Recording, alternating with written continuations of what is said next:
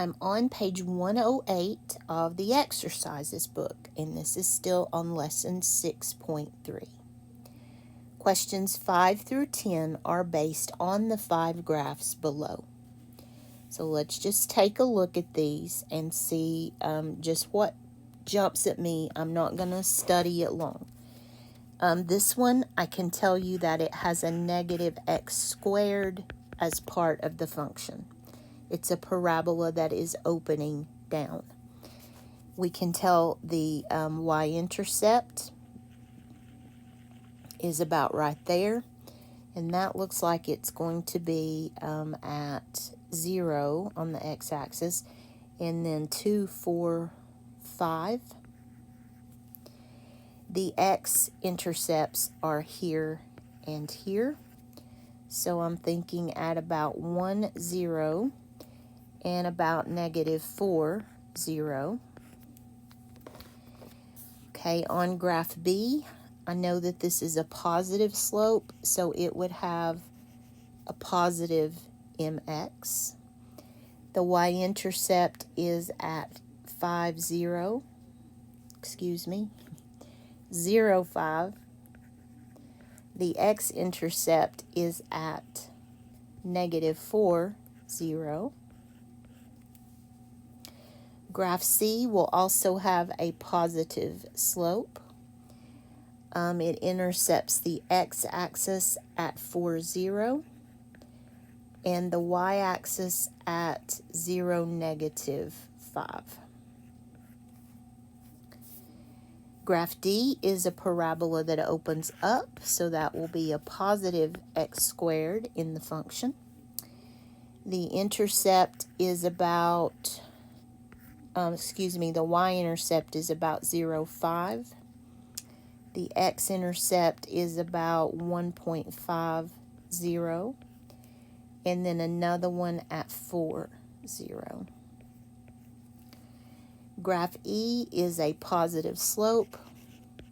It's a very gentle slope. It's not very steep. I would estimate about 1/2. The y-intercept is at negative 4, 0, and the x-intercept is right there at about 5,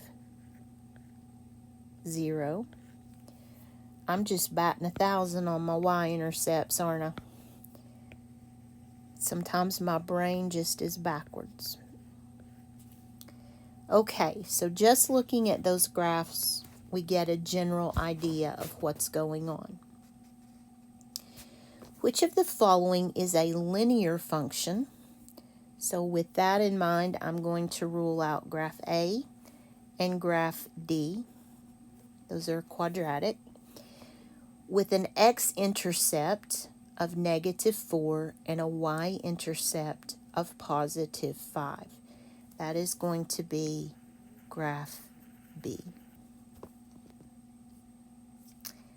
And I think I'm going to check these as I go. I'm still in the answer key, so I need to do that, and it'll save me time later. So number 5 is B. That is correct. Number 6. Which graph has the positive interval where x is above negative 4 but below 1, and negative intervals of x is less than negative 4 or greater than 1? So again, we're looking at the values of x that are above the x-axis. And that looks like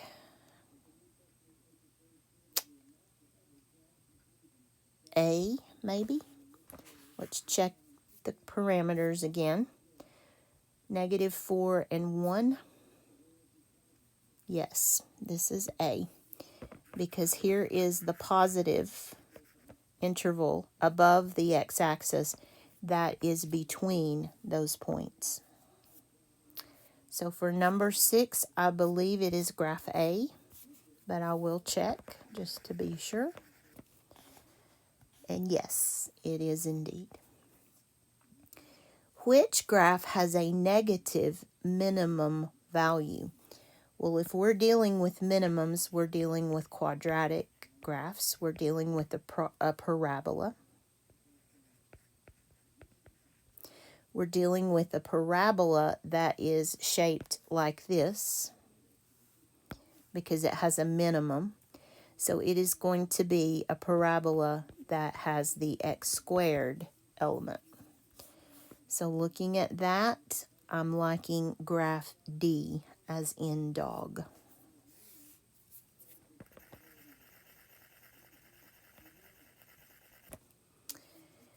Number 8. Which graph has end behaviors that extend indefinitely downward? End behaviors, plural. That is graph A. The end behaviors are these that are extending indefinitely downward. So you're looking at this particular part of the graph. And I didn't check 7. I didn't even mark 7. Well, I marked the number. Gracious. It should be D.